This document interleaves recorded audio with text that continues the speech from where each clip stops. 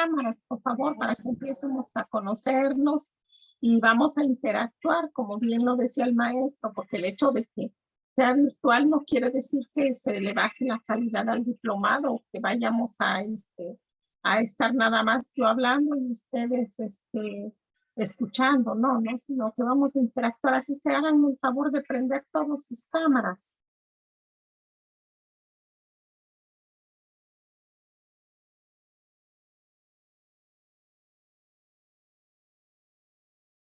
Buenas tardes, Amairani, ¿cómo estás? Buenas tardes, maestra. Bien, Qué gracias. gusto saludarte. Gracias, maestra. Siempre un placer. Ay, gracias. Prendan sus cámaras, por favor, porque necesito conocerlos y en todo el diplomado es un requisito para mí que tengan sus cámaras prendidas, porque si no las tienen, pues yo pienso que estoy hablándole a la pared, que estoy hablándole pues a un televisor, a una computadora, a un aparato, y no se trata de eso, ¿no? Sino de que ustedes expresen sus dudas, de que como si estuviéramos en el salón de clases, pues entonces, y que con toda confianza me pregunten y todo, y además yo les voy a dar un descanso de unos 10 minutos entre hora y hora, porque pues yo entiendo de que es pesado, ¿no? Estar aquí, a veces uno quiere tomar agua, quiere uno ir al baño, pues.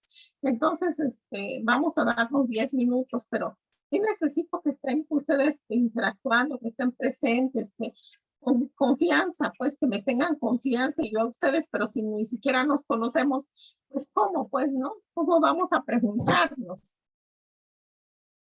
Alma Rosa, ahí dice Moto G20, pues quién sabe qué no, ¿por qué no puso su nombre? Que haga el favor de abrir su cámara, Lidia González, Yoshaira, ¿cuántos alumnos son? ¿Quién se quedó de coordinadora de que se fue el maestro Abel para que me diga quiénes son los alumnos? ¿Cuántos son?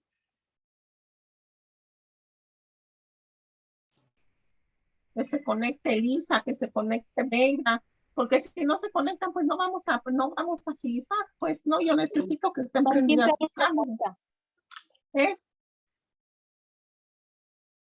Son 15 alumnos conectados.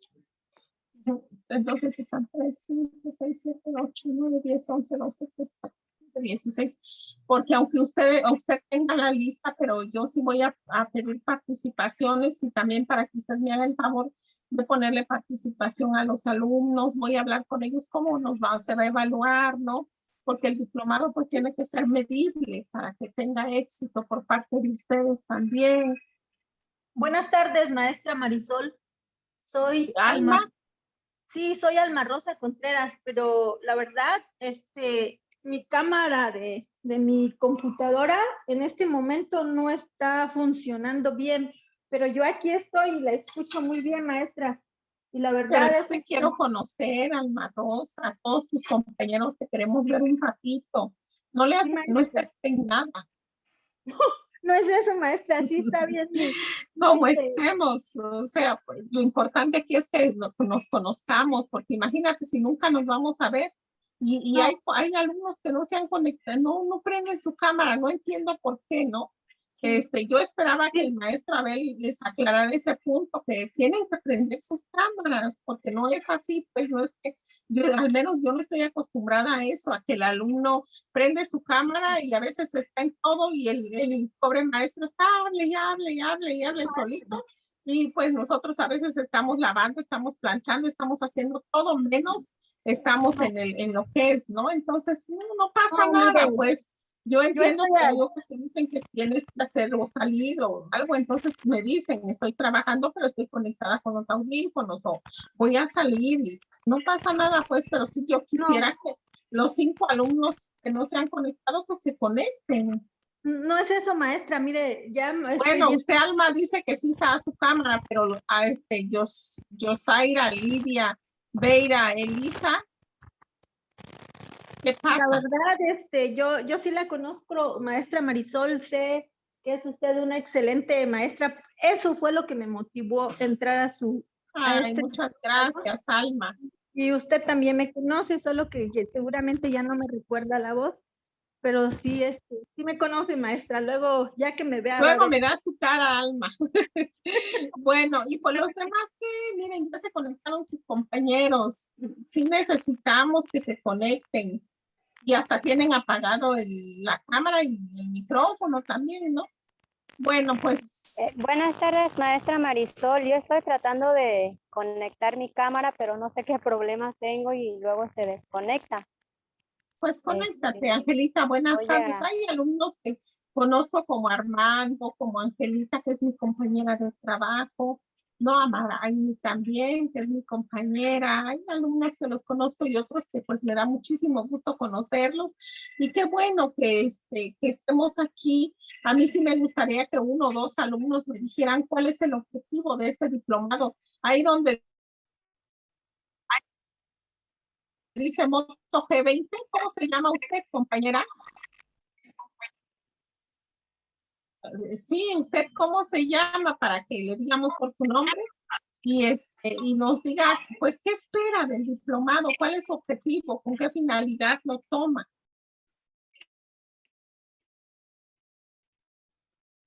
Prenda su cámara, prenda su micrófono, ábralo. No se oye. Ya. Mi nombre es Erika Cruz Pérez. Entonces, la principal finalidad de entrar con el diplomado es aprender en cómo hacerle, por ejemplo, una hemodiálisis, una diálisis peritoneal por cualquier paciente que lo necesite.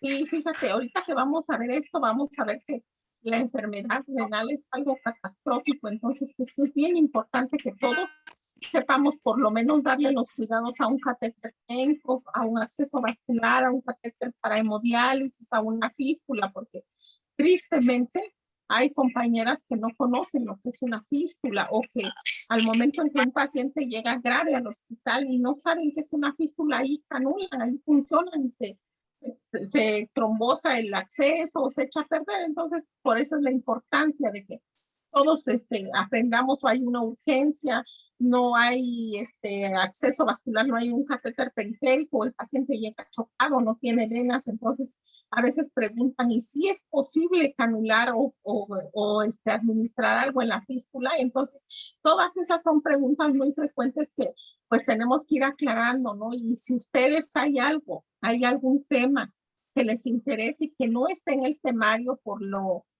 corto del tiempo, entonces sí lo podemos tocar, ¿eh? O sea, el programa es a necesidad de ustedes, que son los alumnos, no es a necesidad de nadie, sino es a necesidad de sus objetivos, ¿no? Si alguien me dice, usted profundice en las complicaciones, y yo me profundizo, y si tengo que traer a alguien experto, yo también veo quién es experto en determinadas cosas y yo lo traigo, pues, o sea, aquí lo importante es que ustedes realmente aprendan, pues, ¿sí?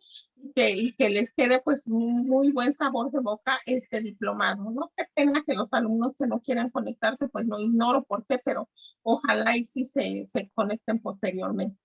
Entonces, sean todos ustedes bienvenidos. Me da mucho gusto que estén aquí y bueno, pues vamos a iniciar la clase de hoy. Ya el maestro Abel me robó media hora. Vamos a iniciar entonces con la predialis. Ya, lo que pasa es que tenía fallas técnicas, pero ya pude conectar.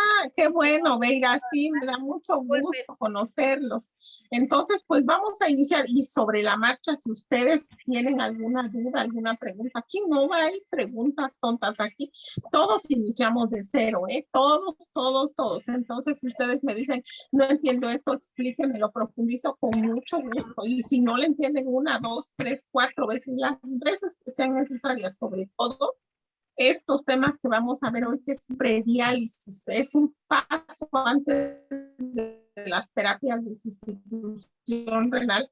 Cuando yo digo terapias de sustitución renal, hemodiálisis y trasplante, prediálisis, un paso antes de que esta gente entre a lo que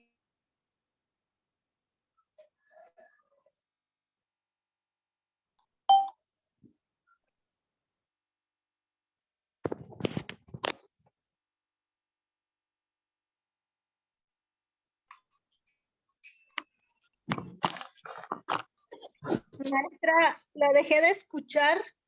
Algo pasó en su micrófono. Está silenciado. Silenciaron. Alguien no quiere que yo hable. Bueno, pues vamos a iniciar y yo me voy a ir despacio y ustedes me preguntan lo que necesiten saber. Nada más me dicen cuando ya la vean en la pantalla la presentación. Y prendan sus cámaras porque yo aquí voy a estar viéndolos, yo aquí los veo y yo empiezo a preguntarles. ¿Ya se ve o da apenas? Me está cargando, yo creo que está muy pesada mi diapositiva. Ya se logra ver. Bueno, entonces vamos a ver el panorama general de la enfermedad renal crónica. Este eslogan fue del 2022 porque cada segundo jueves del mes de marzo la Confederación y la Federación Mexicana del Riñón se unieron debido a que el problema es tan grave, ¿no? Es una situación muy grave la que estamos atravesando a nivel internacional con la enfermedad renal crónica, que al final termina en terapias de sustitución renal. Entonces se creó ese día para hacer conciencia del Día Mundial del Riñón. Entonces este año 2022 fue cerremos la brecha del conocimiento para una mejor atención de la enfermedad renal. ¿Qué quiere decir esto que estamos haciendo nosotros? Que hay que todos unirnos para pues tener límites, poner límites al daño renal o detener la progresión de la enfermedad. Entonces vamos a iniciar. ¿Cómo está la enfermedad renal en México? ¿No? Tiene un gran impacto, sobre todo en las finanzas de las instituciones y en la economía de las familias. Por eso todos nosotros deberíamos de trabajar de una manera coordinada para resolver la falta de acceso a servicios. Como todos ustedes saben, no toda la gente cuenta con las instituciones, no toda la gente es derechohabiente al IMSS, a Pemex, a Sedena, al ISSSTE, ¿no? Hay gente que tiene ella que comprar sus propios insumos para hacer la terapia de sustitución renal. Lo ideal es que en México y en todo el mundo se lograra una cobertura efectiva de esta enfermedad por lo costoso que es y asegurar la calidad de los pacientes y actuar responsablemente en el manejo y direccionamiento de los recursos, ¿no? Entonces, tiene un gran impacto en la enfermedad renal crónica. Bueno, ¿a qué llamamos primero enfermedad renal crónica? Ahorita lo vamos a ir desglosando, pero la enfermedad renal crónica es un deterioro lento, progresivo e irreversible de la función renal. Esto quiere decir que todas las funciones renales van a ir disminuyendo lentamente sin que el paciente se dé cuenta, hasta que ya tiene una tasa de filtrado glomerular por debajo de 15, es cuando en el estadio 4, que ahorita les paso la diapositiva, es cuando ya el paciente empieza con francos signos y síntomas del daño renal, ya está edematizado, ya está hipertenso, ya está anémico el paciente, ya tiene otras complicaciones, ya tiene el fósforo alto, porque el daño renal, no crean que nada más afecta al riñón, no, afecta todos los órganos y sistemas, principalmente al aparato gastrointestinal, sí es el que causa, por eso es que el paciente empieza con náuseas, vómito, disgeusia, no le sabe la comida, le sabe a metal, le sabe a fierro. Entonces, cuando el paciente ya está en un estadio 4, que es cuando necesita la terapia de sustitución renal, es cuando acude a ver al médico, ¿no? Y es cuando ya es demasiado tarde y ya no se puede hacer nada. Entonces, esta enfermedad causa un gran impacto, no nada más en las instituciones, porque el dinero de todas las terapias de reemplazo renal se está yendo en eso, en que el hospital compre insumos como son el líquido de diálisis, filtros para hemodiálisis, líneas, que compre la agente estimulante, que es la eritropoyetina, que compre antihipertensivos, YECA, ARA2, que compre también líneas, que compre el líquido de diálisis, bicarbonato. En eso se está yendo el dinero, en eso y en las quimioterapias. Cuando un paciente se trasplanta por parte de alguna institución a esa institución al mes y le sale más o menos bajita la mano, como en unos 10,000 pesos ese paciente, en puros inmunosupresores. Ahora imagínense si son en el ISSSTE, por ejemplo, de aquí de Oaxaca, que tenga 50 pacientes trasplantados, si le salen a 10,000 pesos, que le salen más, pero pónganle ustedes que le salgan 10,000 pesos ese tratamiento de 50 pacientes, ¿cuánto es al mes, al año, a los 2 años? Ahora, no nada más son esos pacientes. En el ISSSTE aproximadamente si tenemos 250 pacientes en diálisis peritoneal, ¿sí? Pues de esos 250 pacientes, ¿cuántos pacientes tienen en diálisis automatizada con las máquinas? ¿Cuánto se gasta en bolsas ese paciente, en cubrebocas, en sus pinzas? Y eso, si el paciente se cuida y si el paciente hace peritonitis, hay que hospitalizarlo y esto eleva el costo de las instituciones, ¿no? Y la calidad de vida de ese paciente también no es muy buena. Ahora en hemodiálisis, si nosotros aquí en el ISSSTE aproximadamente pasamos 50, 55 tratamientos diarios, de lunes a sábado, porque domingos se pasan menos, pero pónganle que de lunes a viernes, pues sí, pasen 50 pacientes. Imagínense si en la priva, ¿no? En las clínicas privadas que se dedican a hacer hemodiálisis, ese tratamiento le sale al paciente con reuso 1,500, sin reuso, quiere decir sin reuso que no se reuse su filtro 1,800.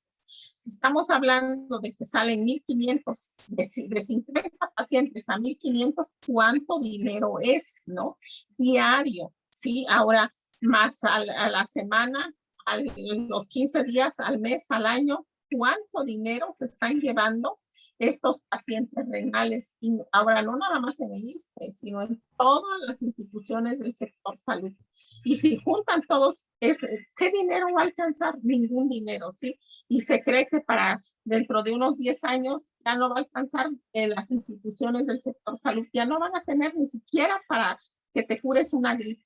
Así de grave está la situación. Entonces, por eso es la importancia de hacer la prevención. Entonces, debido a este panorama tan catastrófico, ¿qué es lo que exige las circunstancias? Poner en marcha una política nacional que nos encauce a tener objetivos claros, que sean medibles y logrables y que faciliten desarrollar efectivos mecanismos de trabajo. Pero así como ustedes que están en un diplomado, pero que realmente lo tomen y que lo apliquen, ¿no? Que ese es el principal objetivo de este diplomado, o sea, que tú salgas, ¿sí? Con la mente hacia la prevención, no que salgas experto en terapias de reemplazo renal, sino que tú apoyes con 1 o 2 pacientes, que logres tú evitar que vayan a una diálisis, a una hemodiálisis, pues yo creo que estaremos cumpliendo nuestros objetivos. Entonces, que sea el plan pues medible, ¿sí? Y que además facilite desarrollar efectivos mecanismos de trabajo, ¿no?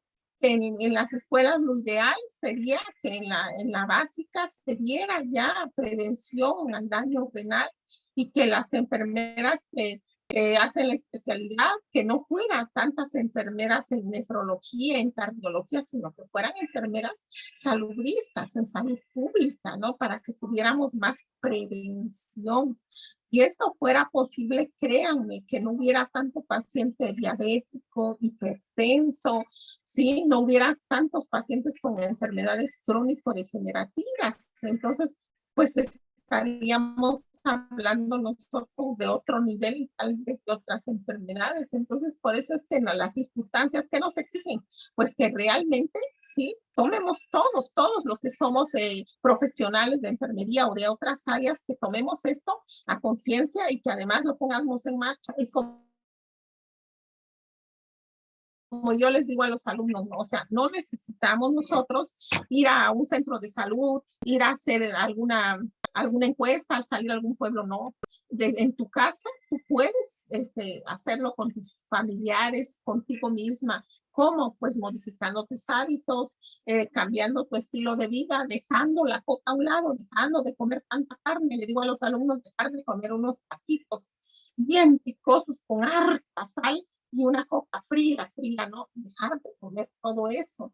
¿Para qué? Pues para evitar el daño renal que a la larga nos va a producir todo eso. Entonces, los mecanismos deben ser parte de un modelo estratégico de gestión, de operación, pero es muy difícil. Entonces, si nosotros, ¿sí? Si ustedes alumnos, si nosotros no enseñamos a ustedes lo que se tiene que hacer y ustedes no lo ponen en práctica, no lo vamos a lograr, ¿sí? Tenemos que todos unir esfuerzos y que de este diplomado salga alguien que diga, pues yo voy a ser crítico, yo voy a hacer un cartel, ¿no? En esta materia siempre los profesores piden que hagamos trabajos, que hagan carteles para prevenir el daño renal, que hagan carteles sobre hipertensión, diabetes, que son las dos principales causas que te da el daño renal, que hagas un periódico mural, o sea, que se vea que estás haciendo algo sobre la prevención. Entonces, por eso es parte de un modelo estratégico de gestión y operación que aborde la problemática desde su origen y por medio del cual se pueda trabajar de manera coordinada y articulada para prevenir primero, ¿no? Prevenir la enfermedad, diagnosticarla y tratarla a tiempo en sus etapas tempranas, porque desafortunadamente, sí, el paciente que es diabético, y no sé si pasa en sus comunidades, en los hospitales donde ustedes están, pero el paciente es diabético, entonces el paciente no se hace caso, no modifica sus hábitos, sigue comiendo sus refrescos, sus azúcares, sus carbohidratos, el paciente empieza con dislipidemias, con hiperlipidemias, el paciente empieza a descompensarse, si no era hipertenso, se hace hipertenso, el paciente nunca deja de comer carne y como les vuelvo a repetir que esto es un deterioro lento, muy lento, no creas que hoy es diabético ya en unos meses, no, pueden pasar años en que vaya disminuyendo la tasa de filtrado glomerular. Entonces, cuando el paciente ya se ve que ya está edematizado, porque no crean ustedes que, ay, tengo un poquito de edema, de hinchazón, ¿no? Ellos así lo ven y ya van a ir al médico. No, ellos se dejan que pase mucho tiempo, ¿sí? Y hasta que de plano ya los pacientes están en acidosis metabólica, en hipercalemia, que tienen el potasio muy elevado, el fósforo, ya tienen una comezón tremenda. Entonces van al doctor y desafortunadamente pues ya hay muy poco que hacer, ¿no? Para detener la progresión al daño renal. Entonces, la enfermedad renal crónica, el problema en su mayor parte es consecuencia de las enfermedades crónico-degenerativas mal atendidas, como yo les estoy explicando, entre las que se destacan principalmente las personas que tienen sobrepeso, obesidad mórbida. ¿Por qué? Porque estos pacientes van a ser síndrome metabólico. Estos pacientes son hipertensos, son diabéticos, tienen los triglicéridos altos, el colesterol alto, y así, ¿sí? Esto va a ocasionar tarde o temprano daño renal, va a ocasionar daño a la nefrona y un daño irreversible. La diabetes, el paciente va a hacer una nefropatía diabética. A la hipertensión arterial sistémica, bueno, ustedes se preguntarán, ¿y en qué afecta, verdad, que el paciente sea hipertenso? Pues, ¿no? Bueno, en sus arteriolas, en la aferente hay una hiperfiltración glomerular, las dislipidemias, grasa, ¿no? Sí, no nada más te va a afectar el corazón, no nada más va a ser ateromas, sino también te va a afectar la nefrona en toda su estructura. Entonces, miren esto. Esto que yo les estoy diciendo es muy triste, pero es muy real, ¿sí? A la fecha, aquí en nuestro país, en otros países, ustedes googleen, métanse y pongan daño renal en Japón y te va a salir toda la información. Daño renal en Francia, en Inglaterra, en España, ¿no? te va a salir un mundo de información, pero si tú le pones cuántos pacientes renales tenemos aquí en México, te va a salir un registro muy pobre, ¿sí? Te va a salir el registro solo de un estado o de dos, porque son los únicos que escriben y que investigan. Entonces, misión precisa, que nos diga claramente cómo estamos. Pues no existe en México un registro nacional centralizado de casos de pacientes con padecimientos renales de gran valor para su caracterización, determinación de incidencias y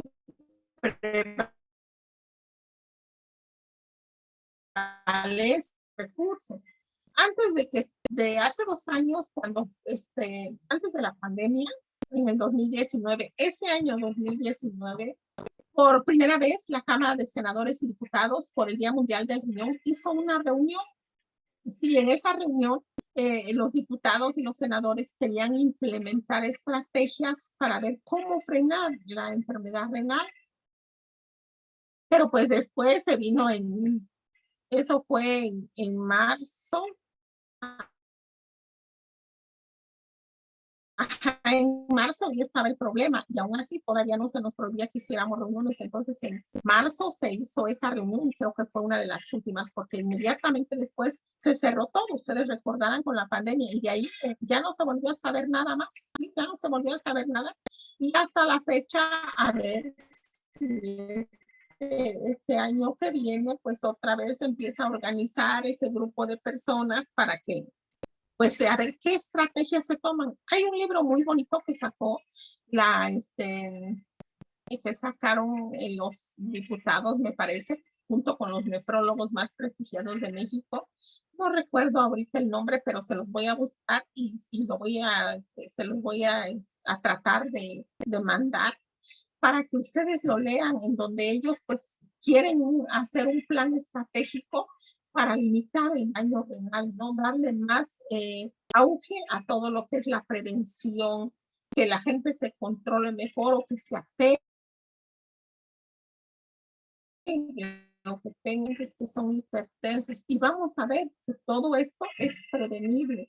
Y además, aún si ya tuviera algún grado de daño renal, se controlan los pacientes. Entonces, fíjense que les traje unas estadísticas de enfermedad renal crónica. Según la encuesta nacional de salud y nutrición, esta es en Salud 2012, la diabetes estaba presente en 9.17 países de 20 y más años de edad. Eran 68.8 personas, fíjense, diabéticas, que tengan 20, 25 años. Esto es muy grave porque toda esta gente va a terminar en terapias de reemplazo renal. ¿Y a dónde las vas a meter? ¿Quién? ¿Qué estado? ¿Qué país? Nadie se va a dar abasto con tanto paciente renal, ¿no? Así pongas en una unidad de hemodiálisis 100 máquinas, las 100 máquinas las vas a llenar. Así pongas 200, 300, las 300 las vas a llenar. Nunca van a ser suficientes las máquinas que tú pongas. ¿Por qué? Porque imagínense si hay 60.8 millones, ¿sí?, de esta edad que ya eran diabéticos. Imagínense en este año, si estamos, esto fue del 2012, hace 10 años. De estos 68.8 millones, tengan la seguridad que la mitad de estas personas ya tienen algún grado de daño renal y ya están en terapias, ¿no? Entonces, por cada diabético conocido, diagnosticado por un profesional del ramo, existe otro desconocido, ¿sí? O sea, hay 12.6 millones de personas con este padecimiento que vienen representando un 18.34%.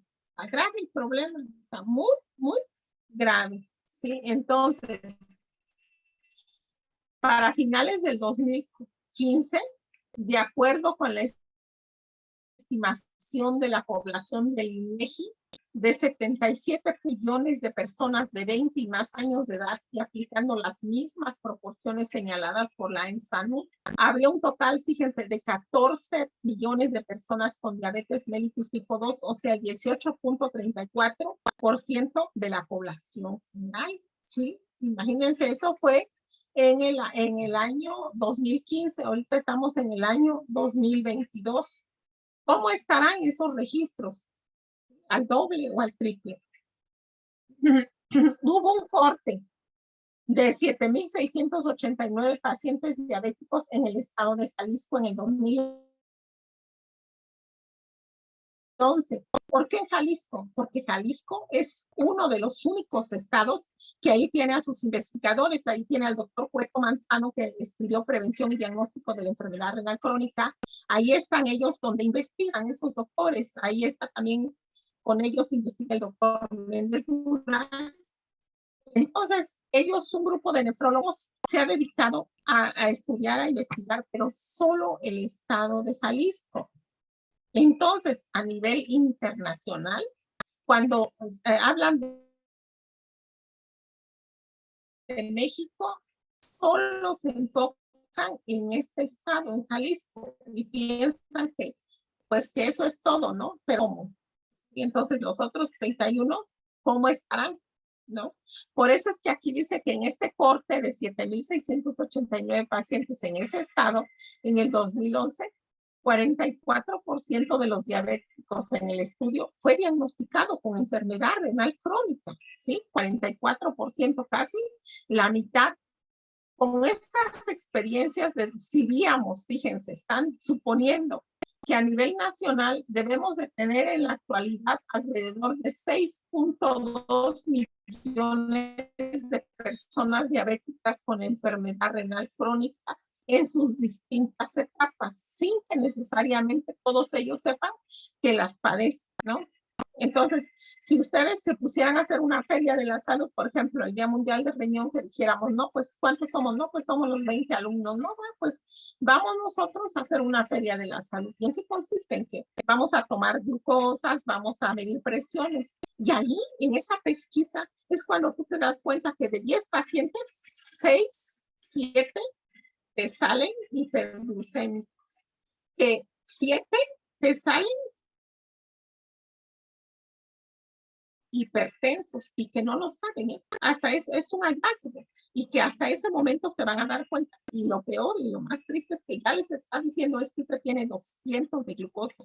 Usted hoy no tiene mucho, que me dijeron que una compañera salió con 800 de glucosa, ¿no? Imagínense, 800, ¿sí? De glucosa y no se sentía mal, se sentía bien. O sea, ¿qué quiere decir esto? Que ya tiene tiempo, ¿sí? Tiempo que viene manejando esas cifras altas, porque si alguien que no está acostumbrado y tiene nada más con que tengas 200 de glucosa, pues te vas a sentir muy mal, te vas a sentir con cefalea, cansado, asténico, adinámico, ¿no? Entonces, pero en esas ferias de la salud es cuando se hacen estas pesquisas, es cuando detectas este tipo de pacientes. Pero por eso dice este estudio que muchos de ellos no lo sabían, ¿sí? O muchos se mueren sin llegar a saber que realmente se han muerto por una complicación que pudo haberse evitado. Entonces, hasta el 98% de las personas con enfermedad renal por diabetes en México se encuentran en las etapas 1 a 3. Ahorita vamos a ver eso, ¿sí? Pues vamos a ver. Y además, les voy a dejar de tarea que me hagan su estratificación de la enfermedad renal crónica. Entonces, dice, cuando por fortuna la enfermedad es todavía controlable y reversible, cuando están en estas etapas. ¿Por qué? Porque se puede limitar y prevenir el daño renal. ¿Y cómo se va a prevenir y limitar el daño renal? Pues modificando tus hábitos, pero principalmente por dejar de comer los alimentos que nos están ocasionando ese daño, ¿no? Y ya saben cuáles son, pues las grasas saturadas, los azúcares, los carbohidratos, los refrescos, principalmente la Coca-Cola, que contiene altísimo grado de fósforo, ¿sí?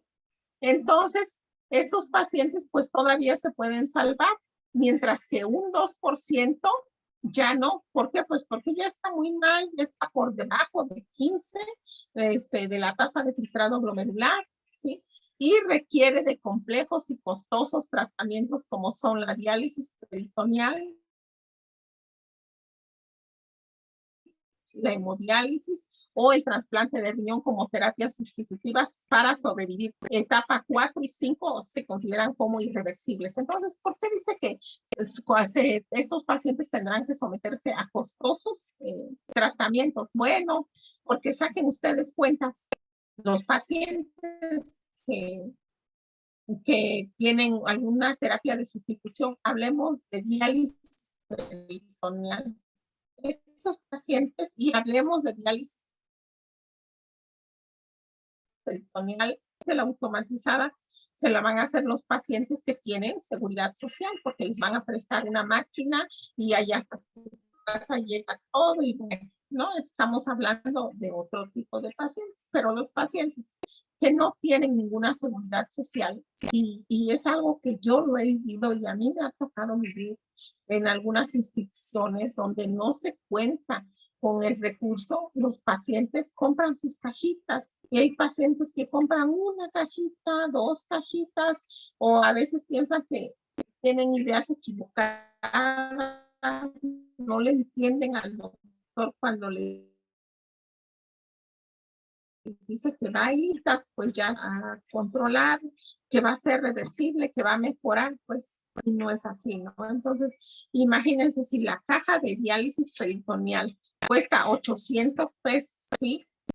Trae 8 bolsas.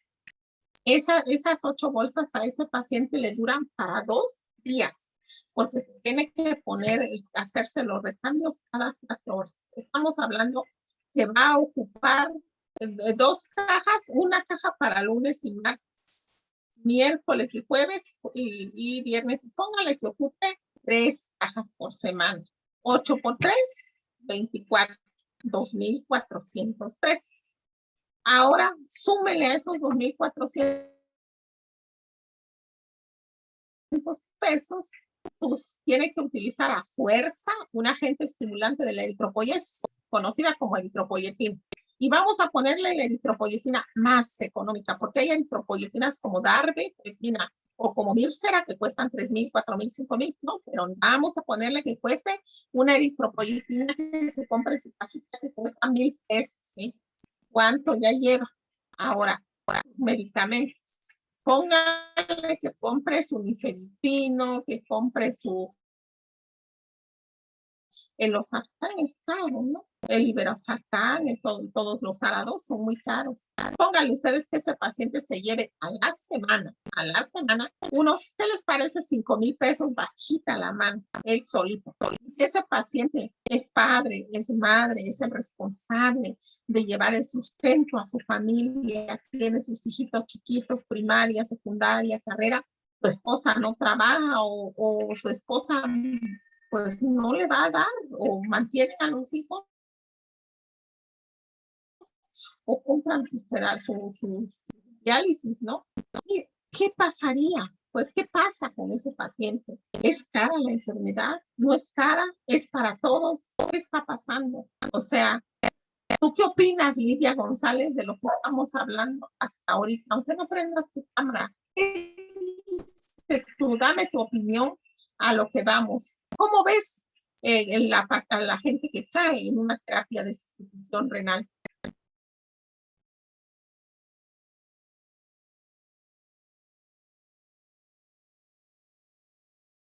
No, Lidia, ¿no estás en la clase?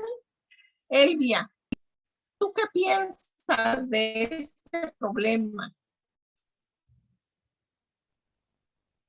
¿No? Angelita, ¿qué piensa usted de este problema? ¿Cómo ve usted las terapias de sustitución renal? No, pues por todo lo que está comentando, pues es un padecimiento muy caro, maestra Marisol. Es un tratamiento que, claro, que muchas veces... Y que no es reversible, pues, porque ojalá y que con todo que se compraran sus bolsas, la gente pues recuperara la función renal. Hago la aclaración, ¿sí? Estamos hablando de enfermedad renal crónica, porque hay 2 tipos o 2 entidades, por así decirlo, por las que el paciente puede caer a de sustitución renal, puede llegar a tener, ¿no? Es enfermedad renal crónica y falla renal aguda. No confundir, ¿sí?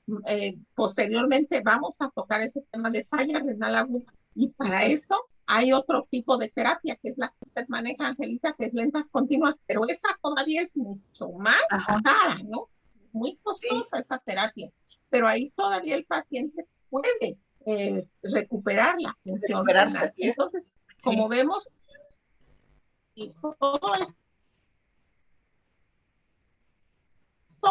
pues, es muy grave y por eso entonces a esto se refiere cuando dice que son los tratamientos muy complejos y costosos. Ahora ubiquémonos, estamos en México, un país pobre, un país que no tenemos, que la gente apenas si tiene para comer, ¿no? O trabajas para sacar para la comida o trabajas para las terapias de sustitución renal y tristemente hay pacientes que se ve pues, ¿no? Un paciente, yo nunca olvido esa experiencia de un paciente que tenía ascitis y tenía enfermedad renal y que estaba y los médicos le pusieron el catéter, compró su catéter, compró sus cajitas de diálisis peritoneal, de diálisis, compró sus bolsitas, ¿no? Y entonces, fíjense ustedes cómo es la vida. Ese paciente tenía un peritoneo, no hombre, un transporte peritoneal, pero padrísimo. Tú nada más le ponías la bolsa y el paciente como en 2 días se le bajó lo edematizado y además por ahí salía el agua de ascitis, ¿no? Entonces ese paciente, no hombre, se quedó, pero como a las 3, 4 días estaba súper el paciente. Entonces lo dieron de alta y fue su hijo y se despidió de nosotros y dijo que su papá pues que si iba a su pueblo a morir. Entonces yo le dije, pero ¿qué no tiene? Bueno, ya no le pongas 4 bolsas al día, pues le dije que no tiene usted ni para que le ponga una sola bolsa, para nada, para nada, no tengo dinero, mi papá se va a ir a morir, ¿no? Esa es la parte triste de la nefrología y no lo van a creer, pero en esa misma semana, y les cuento esto porque la vida es así, pues, ¿no? En esa misma semana me hablan y me dicen, oye, Marisol, es que una compañera tiene la diálisis peritoneal, una señora pues ya grande, ¿no? Ya se había jubilado, pero que había sido enfermera. Y me dice, quiero que tú vayas y que le expliques a familiares y todo. Y no, le dije, sí voy. No, estamos hablando de otro nivel. La señora llegaba y tenía un hospital, su casa, pues su cama quedaba posición, como en un hospital, su tripié como del hospital, le compraron su mesita de acero inoxidable, sus lebrillos, o sea, todo. Y además, de repente se deja de escuchar.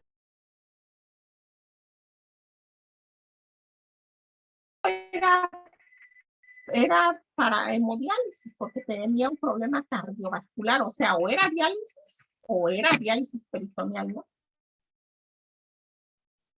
Y la señora, pues así estuvo como 2 o 3 años, no sé, ¿no? Ella estaba muy bien atendida. Pero si cuenta tú cómo son las cosas, o sea, yo me puse a reflexionar y dije, como dice un refrán, no hay gustos cumplidos en esta vida, porque mientras el Señor era humilde, no tenía nada, pero tenía un transporte peritoneal excelente, ¿no?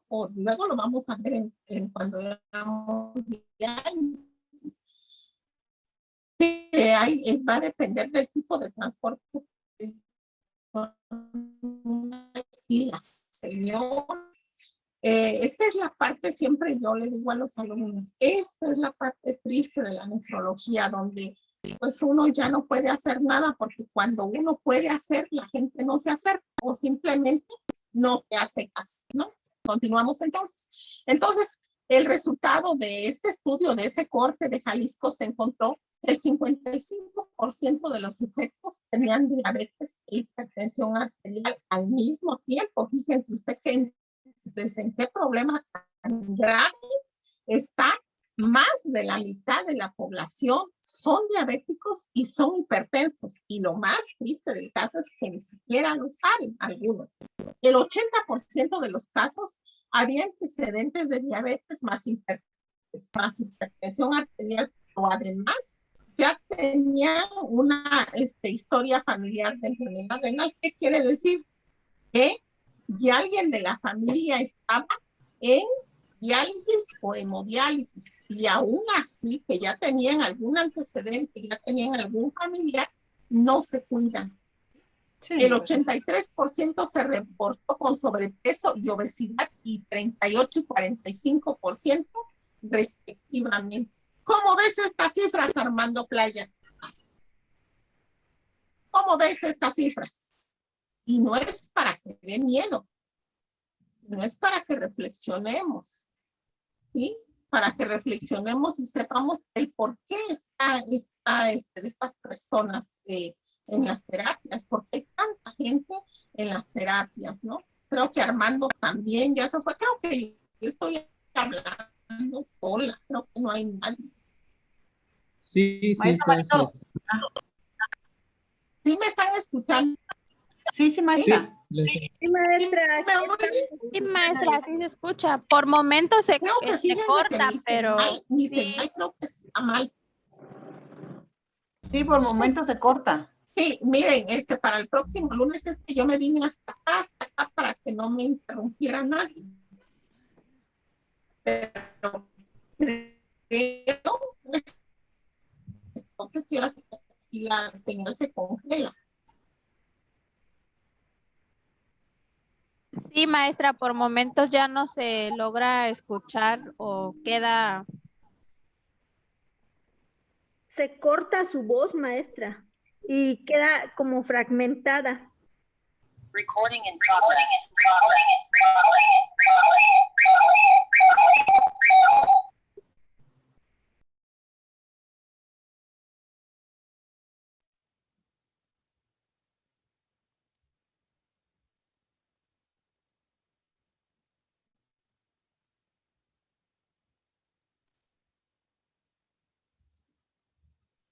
¿Me escuchan?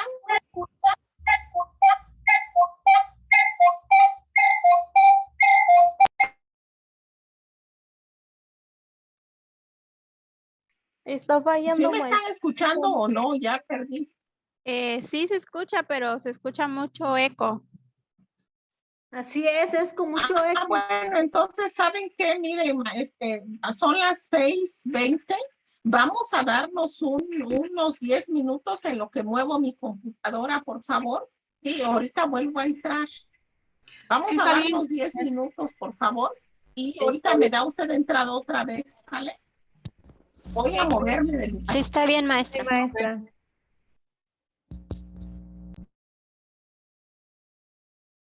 Ya habíamos visto los costos. ¿Cómo ven los costos? Está terrible, ¿verdad? ¿Qué dice usted, Angelita? Carísimo, maestra Marisol, ¿eh? Pero pues también no tenemos la costumbre también de tener una buena vida, o sea, una buena alimentación, hacer ejercicio. Como que no le tomamos importancia a eso. Y el tratamiento realmente pues es muy caro. Es muy caro. Y ahora fíjense, eso es el diálisis peritoneal, pero vayan sacándome la cuenta de la hemodiálisis. Y ahorita vamos con el trasplante renal en hemodiálisis. 3 sesiones. Vamos a hacer que sea de reuso, porque el reuso es más económico. Los que reusan no saben si hay alguien que esté en hemodiálisis, ¿no?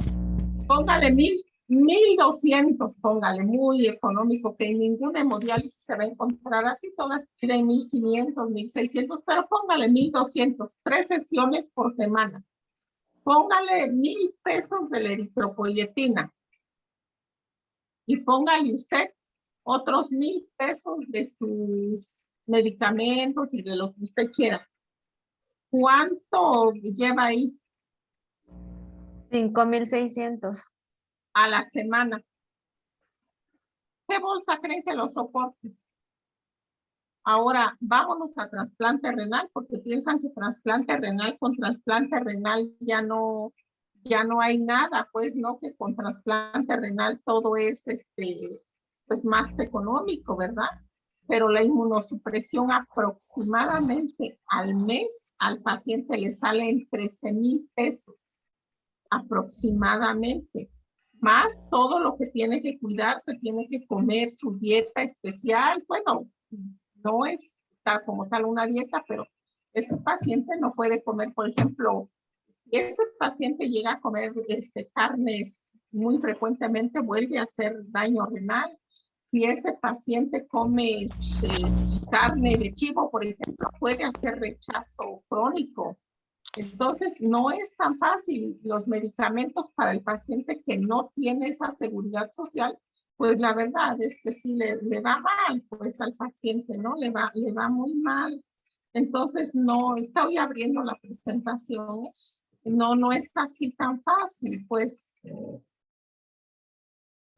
Y todo esto es prevenible. ¿Con qué? Pues simplemente modificando nuestros hábitos. Y ahorita vamos a ver todos los factores de riesgo y todo. Me voy a tomar, yo creo, otros 10 minutos para que terminemos la clase, para que nos dé tiempo.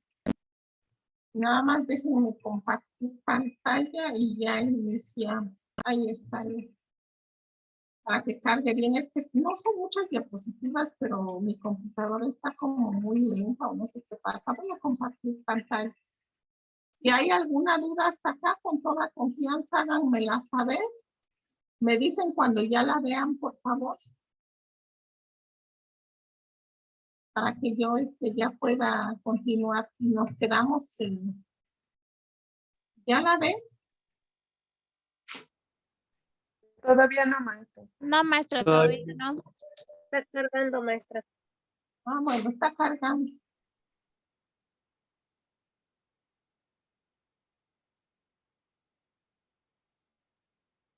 ¿Ya la ven o no? No, maestra. No, maestra, no se ve.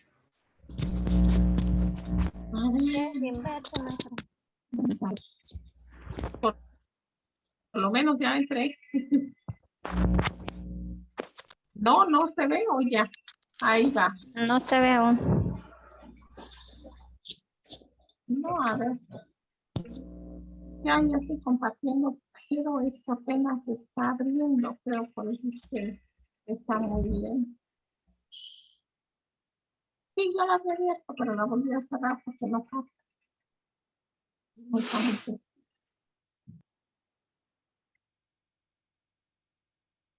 Bueno, está bien. Bueno, hay una estratificación o etapas que tiene la enfermedad renal crónica. Es para calcular nosotros, primero, para saber el grado de daño renal, hay una clasificación. Ustedes la pueden buscar en internet y ponen estratificación de la enfermedad renal y rapidito les aparece, ¿no? Solo hay que saber interpretarla para que no tengamos falsos positivos o un falso negativo y de que al rato vayamos a hacer alguna mala interpretación. Entonces, ahora sí creo que ya cargó. Voy a compartir mi pantalla. ¿Ya está? Aquí está. Ustedes me dicen cuando ya la vean, ya cargó bien. Solo quiero pasárselas completas. ¿Ya? No, maestra. No se ve, maestra Mari. Ya. Ahora ya. Ahí ya se ve. Ya se ve. Bueno, ay, al fin, ¿no? Perdón. Bueno, entonces nos quedamos en cómo está la situación actual, ¿sí? Aquí ya la habíamos visto ahora. Dice que es controlable hasta el 98% de las personas con enfermedad renal por diabetes en México se encuentran en las etapas cuando 1 a 3, cuando por fortuna la enfermedad, ya lo habíamos dicho, es todavía controlable e irreversible. ¿Por qué? Pues porque las intervenciones de enfermería, lo que nosotros hagamos, ahorita voy a ir describiendo lo que hacemos, mientras que el 2% requiere de complejos y costosos tratamientos, y ya vimos que nos sale muy caro, ¿no? Entonces, El resultado del estudio en Jalisco se encontró, y hasta la fecha es uno de los mejores estudios que hay y de los únicos. El 55% de los sujetos tenían diabetes e hipertensión arterial al mismo tiempo. El 80% de los casos había antecedentes de diabetes más hipertensión, pero ya les había comentado, esto es son casos muy difíciles, pero no entendemos porque aparte, ¿sí? La gente es diabética, es hipertensa y ya tiene un familiar en una terapia y aún así no entienden, no están por saberlo, ni yo para contárselos, pero en la hemodiálisis, cuando todos los que estamos en la hemodiálisis lo vemos, ¿no? ¿Cuántos de nosotros no vemos que llega el señor, el cuidador, se ve más, a veces más enfermo que el propio paciente, llega con obesidad mórbida, llega que también el familiar ya es hipertenso, ya es diabético, y si ustedes le hicieran un estudio donde se viera la tasa de filtrado glomerular, créanlo, ya tiene daño renal. Entonces, aparte es cuando los pacientes tienen o en una familia hay riñones poliquísticos, bueno, pues ahí ya no hay nada que hacer. Miren, este es una estimación sobre la dimensión de la enfermedad renal por diabetes en México. No sé si lo alcancen a ver, es un algoritmo que se propone. Yo lo tomé de las estimaciones elaboradas con datos de enfermedad renal de Jalisco, de acuerdo al consenso del 2010 del INEGI y estimaciones de población de ese estudio que yo les estoy platicando ahorita que se llama EnSalud y las clasificaciones de la CADOC. Entonces, miren aquí, esta tablita, muchos de nosotros ya no la sabemos. Esto es cuando los pacientes están en las etapas de daño renal, etapa 1, etapa 2 y etapa 3. ¿Por qué están de diferentes colores? Porque hasta estas etapas todavía es no reversible, pero sí se puede detener el grado de daño renal de las personas. Pero cuando ya están en etapa 4 y la tasa de filtrado glomerular está de 15 a 29, no copien esto porque yo les tengo una tabla muy bonita ilustrada. Solo esto es para que ustedes vean cómo cuando ya la tasa de filtrado glomerular está de 15 a 29 aquí, y el paciente está con edema, ¿sí? Edema de miembros inferiores, superiores, de cara. Aquí el paciente ya tiene el potasio en 5, en 6, ya tiene, ya tiene anemia, algún grado de anemia, pero cuando el paciente ya está en una etapa 5 y la tasa de filtrado glomerular está por debajo de 15, es cuando ya debe de entrar a la terapia de sustitución renal, y entre más pronto entre este paciente va a conservar algo muy importante, que en este diplomado lo voy a tocar mucho y que se llama función renal residual. ¿Qué quiere decir función renal residual? La cantidad de orina que todavía tiene ese paciente. Pero siempre les he dicho, ¿no? Si ese paciente orina 200, 300 mililitros, esos 200 o 300 mililitros es oro molido para el paciente. ¿Por qué? Porque por eso, así sea 50 mililitros lo que orina, por esa orina salen solutos de alto peso molecular que la membrana de hemodiálisis o el peritoneo no va a poder pasar. ¿Como cuáles? Como beta 2, microglobulina que pesa 11.810 Daltons, como algunos solutos que son toxinas, como algunas toxinas udémicas que van a hacer que el paciente tenga amiloidosis o tenga otras complicaciones. Entonces, por eso es importante que nosotros, desde que va a iniciar el paciente a una terapia de reemplazo renal, empiecemos a conservar la función renal residual. Ese es uno de los objetivos de enfermería nefrológica. Bueno, entonces aquí 6.2 millones de personas, ¿sí?, se encuentran en estas 3 etapas donde todavía es reversible. Pero fíjense que en etapa 4 y en etapa 5, el 2.0 de toda la población, estamos hablando de más de 124,000, ¿sí?, tiene ya etapa 4 y etapa 5.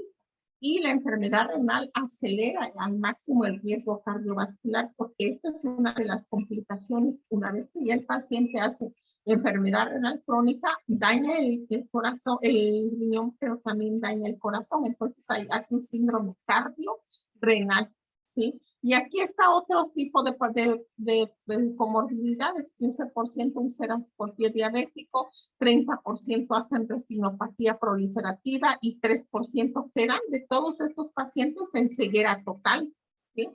Entonces, esto es para que nos demos cuenta cómo estamos.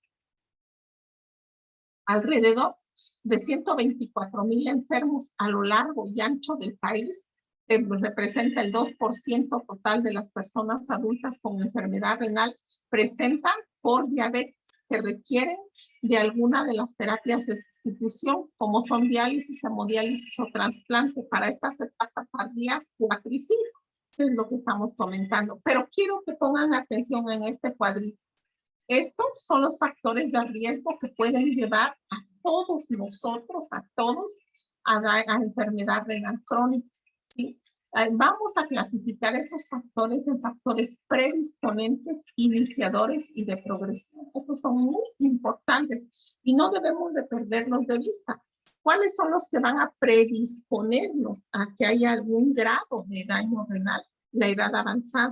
Sí, los pacientes que son mayores de 60 años, con el tiempo se va disminuyendo la tasa de filtrado glomerular.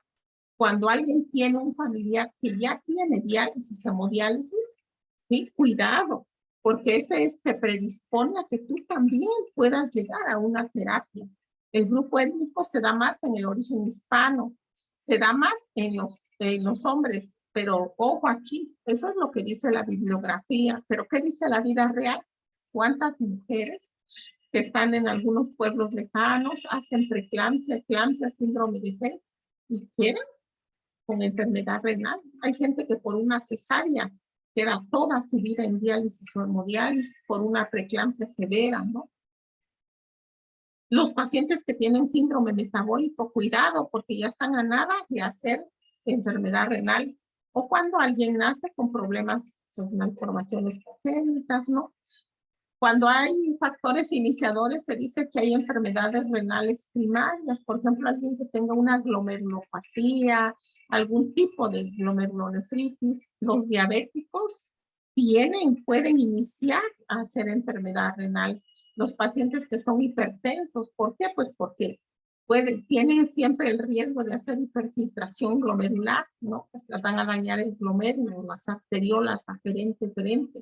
Cuando hay enfermedades autoinmunes, como es un lupus eritematoso, cuando es una artritis reumatoide, todos esos medicamentos son nefrotóxicos y tarde o temprano el paciente empieza a hacer daño renal.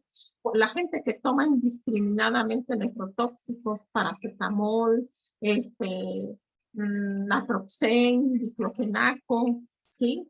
Que tengo el dolor, pues que se toma un naproxen o tómate 1 gramo de una vez de paracetamol, se me quitó, tómate otros 500 de naproxen, cuidado ahí, porque esos nefrotóxicos pueden te van a hacer una falla renal y puedes quedar en enfermedad renal. Los AINES, ¿sí? Los pacientes que toman aminoglucósidos, los medios de contraste yodados. ¿Quién de nosotros, por ejemplo, cuando un familiar, un paciente dice, me voy a tomar un medio de contraste, le dicen prehidrátate, no toma suficiente agua y después del estudio tómale agua y agua y agua y agua? ¿Por qué? Pues porque le va a quemar el túbulo contorneado proximal, porque ahí ocurre el 80% de toda la absorción y el primero que se quema es el túbulo por su borde en cepillo, se lleva todo su borde en cepillo y entonces hace una necrosis tubular aguda. Esos son los factores que inician los de progresión cuando el paciente ya empieza a tirar proteinuria, más de 150 miligramos por decilitro en 24 horas. Eso no es normal, ¿sí? Cuidado, si alguien va al baño y hace una orina espumosa, está tirando proteínas y no es normal. Por orina no debe de proteínas. Cuando la gente es hipertensa y tiene una TEA sistólica por arriba de 130 y no la controla y sigue tomando, sigue fumando, sigue comiendo sal, ¿sí? Alta ingesta de proteínas, carne en la mañana, carne en la noche, carne al mediodía, y no una ración, sino unos pedacísimos, ¿no? Porque creen que la gente de Occidente Por ahí se hacen muchas carnes asadas y nada que ver con nuestros cortes. Sí, son cortes tremendos. De 10 personas, que yo fui invitaron a dar un tema a Laredo, y de 10 personas que yo veía, 8 tenían obesidad mórbida, pero son obesidad, pues, ¿no? Ahí no hay un supermercado, ahí no se consume tanta agua, ahí se consume mucho refresco, cerveza, Red Bull, todo eso que daña tanto al riñón. Entonces, la gente a veces ya es diabética, pero es mal controlada, tiene un pobre control de la glucemia, no se checa cómo está su glucosa, si la prepandrial, la postpandrial, nada.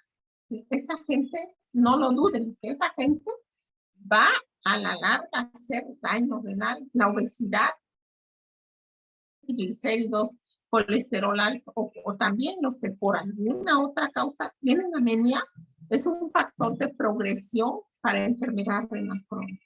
Y entonces, esta tablita es muy importante porque de aquí nosotros sacamos todo lo que nos puede predisponer, puede progresar o puede iniciar a daño renal. ¿Sí?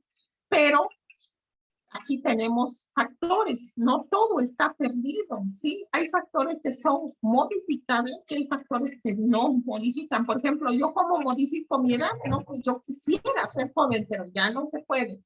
¿Cómo modifico? Pues el ser mujer, ¿sí? Tampoco se puede. La raza, ¿no? Si soy diabética, ya no la modifico, pero sí puedo cambiar mi estilo de vida. Si por mi genética tengo riñones poliquísticos, tampoco los puedo cambiar, pero puedo evitar o detener la progresión.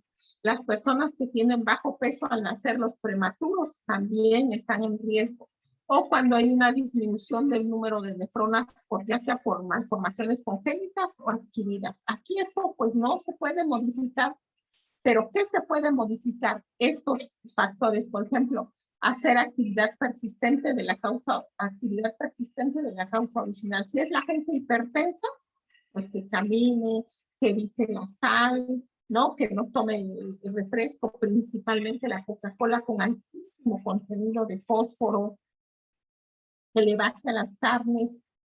Si tiene un control óptimo de la hipertensión arterial, que tenga apego, ¿sí? a los medicamentos, que cuide su dieta, que tenga, si hay gente que toma analgésicos y otras nefrotoxinas, pues que le baje, que no tome indiscriminadamente los analgésicos, que vaya al médico, que no se automedique.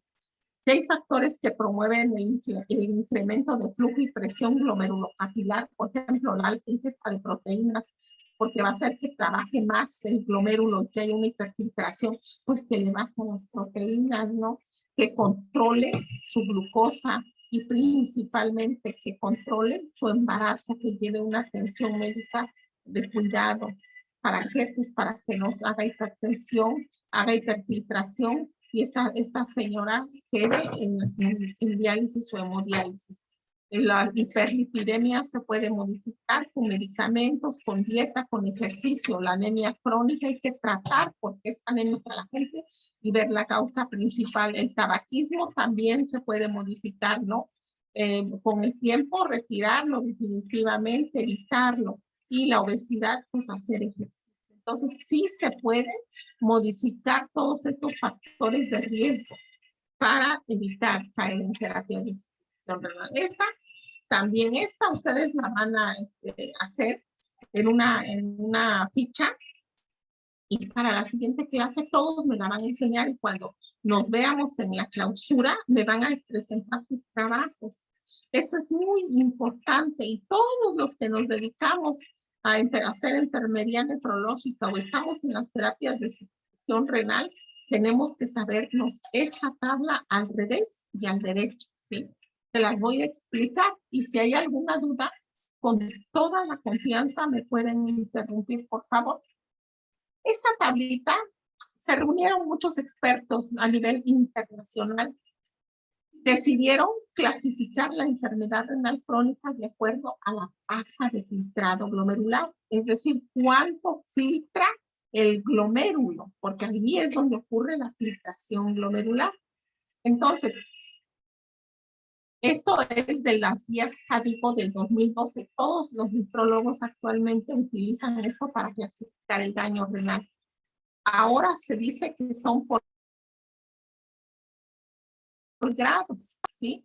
Aquí está la categoría para describir la albúmina. No debes de tirar nada en orina, ni albúmina ni proteínas. Entonces, grado 1 es cuando es normal o elevado y es igual o mayor a 90, ¿sí? A 90, al 1.73 metros cúbicos.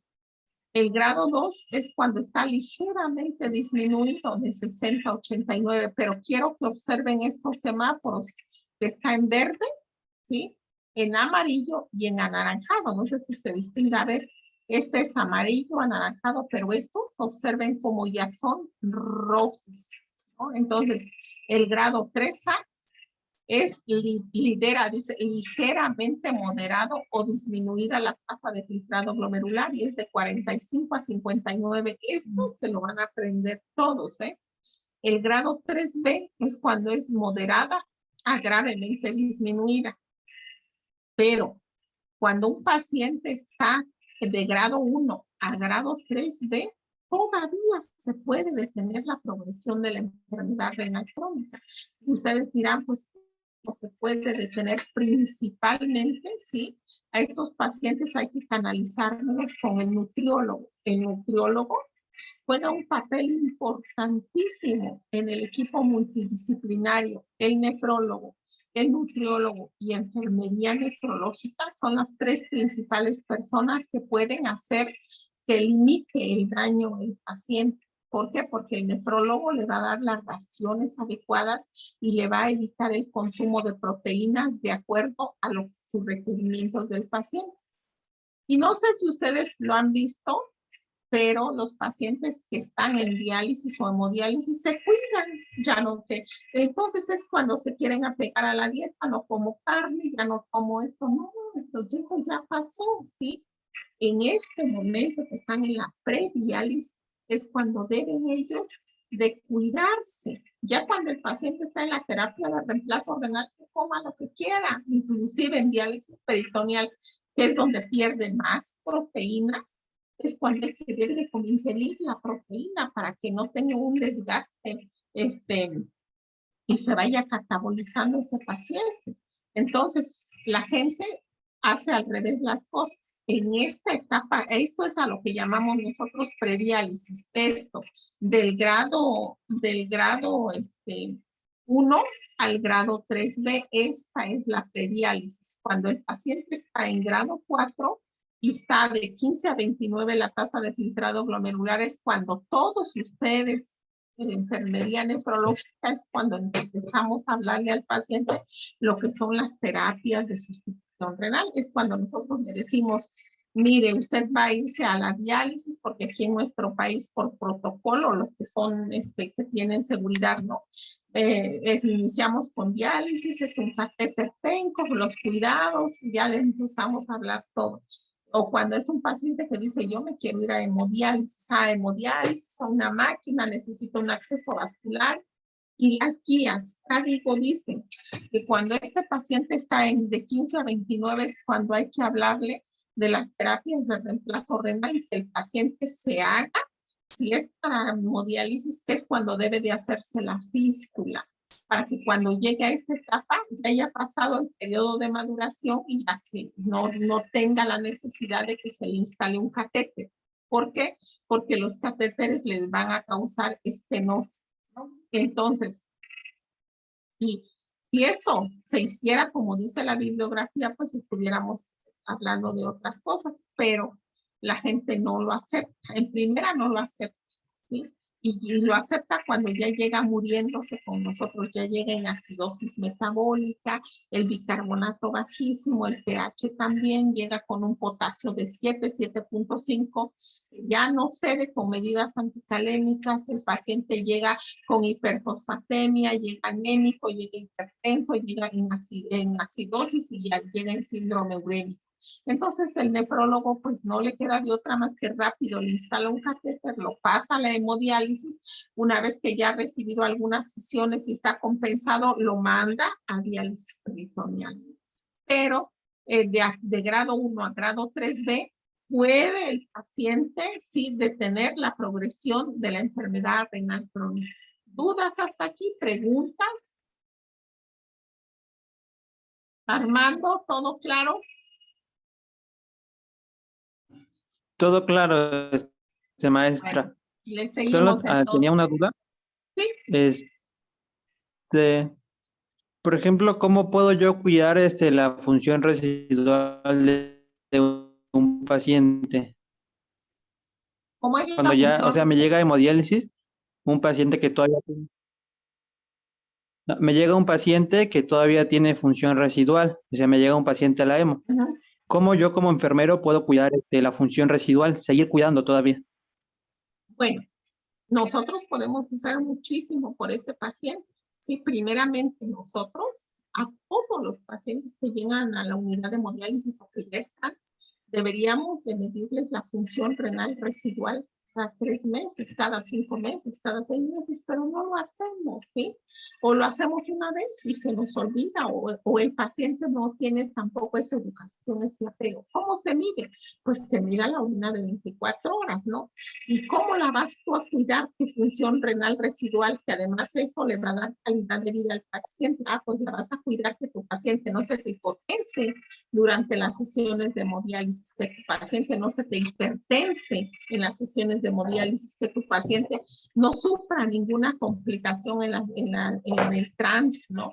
¿Por qué? Porque si tu paciente se te hipotensa, ¿sí? Entonces, en unos 2 o 3 meses, no sé si se han dado cuenta que los que están en la hemodiálisis a veces llegan orinando 1000, ¿sí? A los 5 meses, si bien les va, ya tienen 500 y luego tienen 300 y al cabo del tiempo van perdiendo esa orina que les quedó.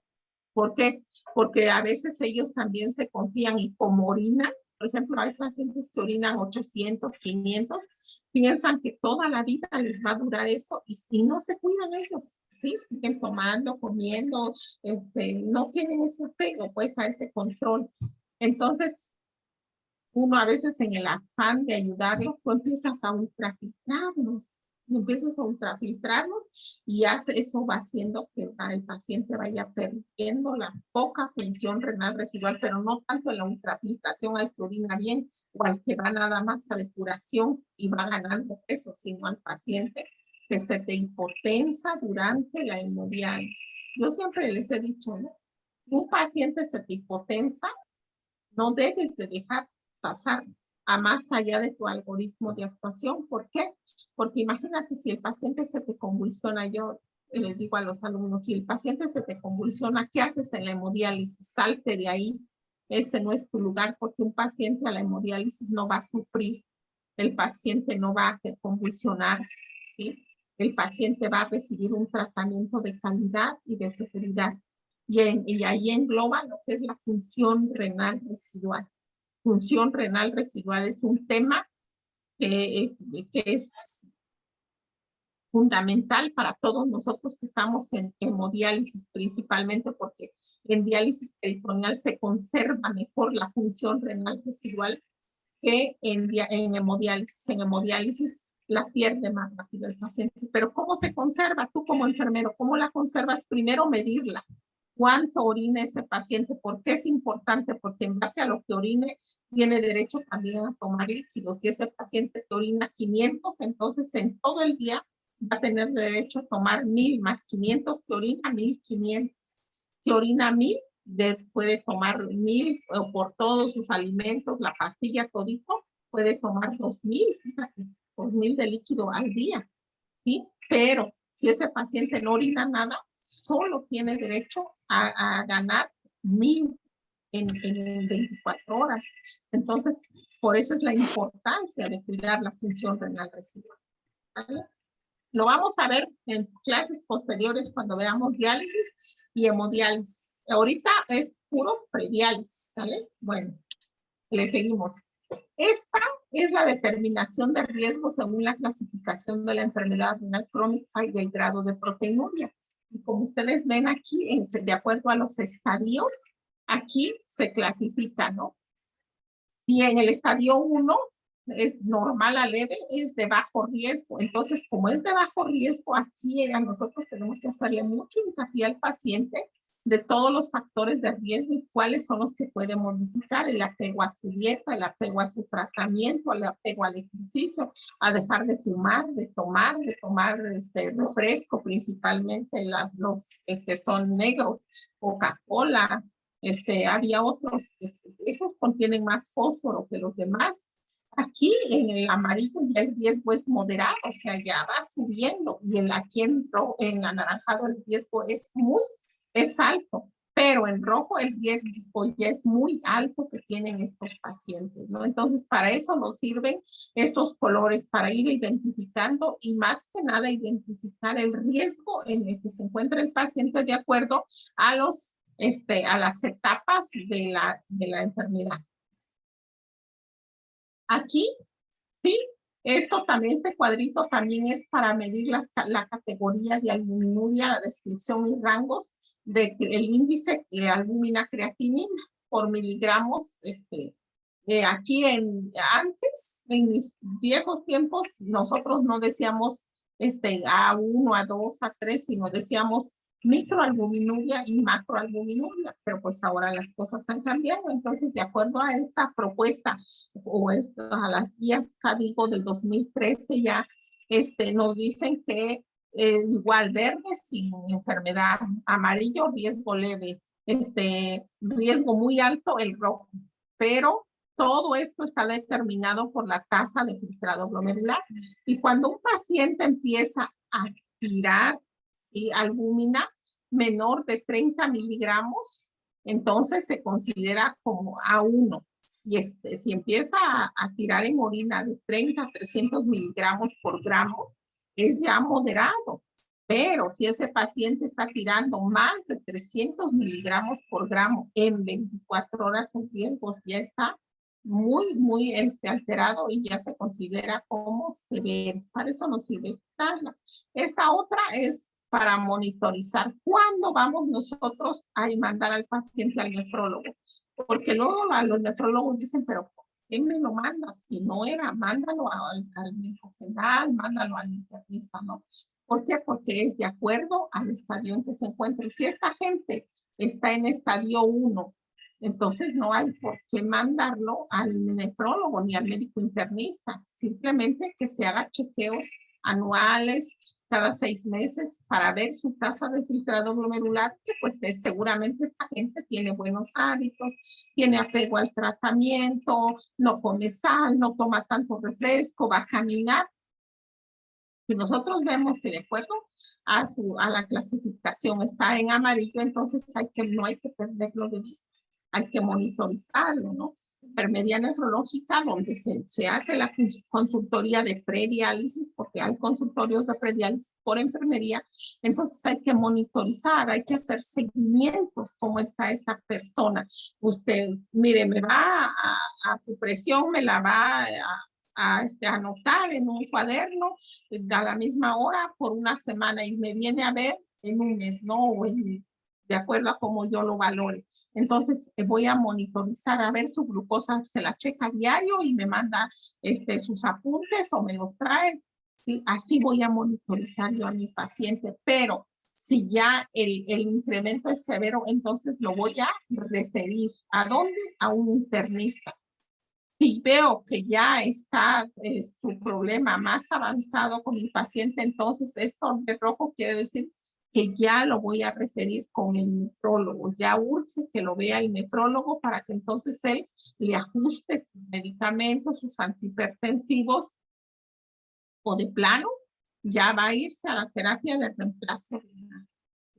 Y aquí este es un modelo que se propone de atención primaria de especialistas de segundo nivel y especialistas de tercer nivel. Cuando hay un caso nuevo de insuficiencia renal crónica, ¿qué es lo que se debe de hacer de acuerdo a la tasa de filtrado glomerular? Si la tasa de filtrado glomerular no lo amerita, entonces el paciente tiene que irse a la atención primaria para que modifiquen sus hábitos, le hagan apego a sus tratamientos, le hagan una monitorización continua de su presión de su glucosa, le tomen una hemoglobina glucosilada, ¿sí? Pero si el paciente ya requiere una terapia sustitutiva, hay que mandarlo con el nefrólogo o con el médico internista para que el médico internista lo analice, y entonces cuando el paciente ya requiere una terapia de sustitución renal y entra a una terapia dialítica, si está en diálisis, en hemodiálisis, puede irse el paciente a trasplante renal,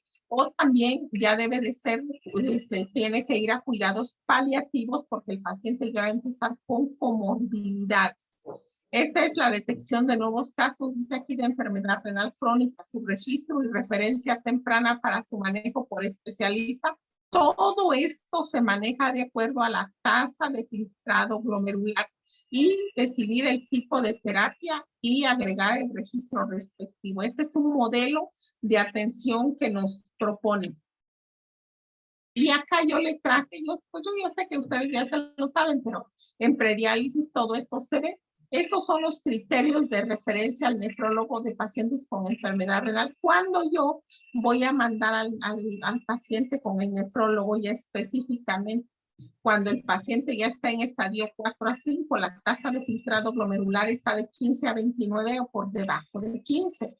Cuando hay progresión de los estadios 3 y 4 de la enfermedad renal, cuando hay un aumento de la creatinina sérica que es mayor a 0.5 miligramos cada 2 o 3 meses, y el paciente tiene de creatinina 2 y a los 5 meses ya tiene 3.5, mándalo con el nefrólogo. Los pacientes mayores de 70 años con enfermedad renal, estadio 1-3, y están tirando proteinuria, imagínense, ya es 500 miligramos en 24 horas.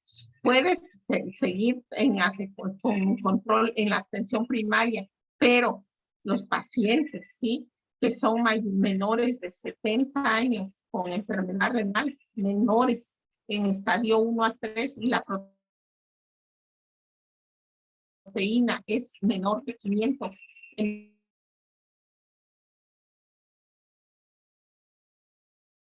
Menores de 70 años y están en el estadio 3B y tienen una proteinuria mayor de 500 miligramos en 24 horas, pueden ser vistos por medicina interna o nefrología.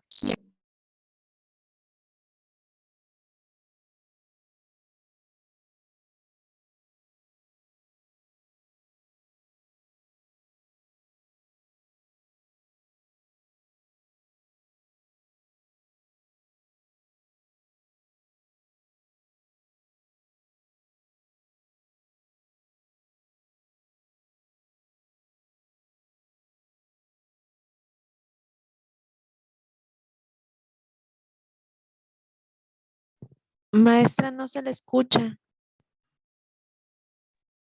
¿Ya? Ya, ¿Ya me gracias. están viendo?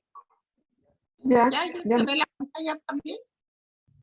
No, las diapositivas ¿Se todavía ve no la se ven. pantalla? Ya, ¿Ya? sí, ya. Bueno, entonces, pero hay pacientes diabéticos con proteinuria mayor a 500 miligramos en 24 horas. Entonces, estos pacientes van a pasar a un control adecuado de la presión arterial y tienen proteinuria en aumento con hipertensión. Entonces, todos estos pacientes tienen que ser vigilados muy de cerca. Estos son los criterios de referencia al nefrólogo de pacientes con ya enfermedad renal cuando tienen una hemoglobina menor de 10 gramos a pesar de corregir la ferropenia. Siguen anémicos o tienen el agente estimulante de la eritropoyesis. Cuando son hipertensos de difícil manejo con trastornos hidroelectrolíticos, mándalos al nefrólogo. Enfermedad renal de cualquier estado con sedimento urinario activo cuando hay hematuria glomerular o manifestaciones sistémicas, tienen que ir, nadie de nosotros debe de tener sedimento urinario, y si lo tienen, váyanse al nefrólogo, ¿no? Aumento del nivel de la creatinina mayor a 1 miligramo por decilitro en menos de un mes. ¿Por qué se está elevando la creatinina? ¿Qué quiere decir eso? ¿Sí? Anormalidades estructurales como riñón en herradura o enfermedades poliquísticas. No referir pacientes con quistes simples no asociados a enfermedad renal poliquística en el adulto, solo a los que tienen enfermedad poliquística y que son además hereditarios.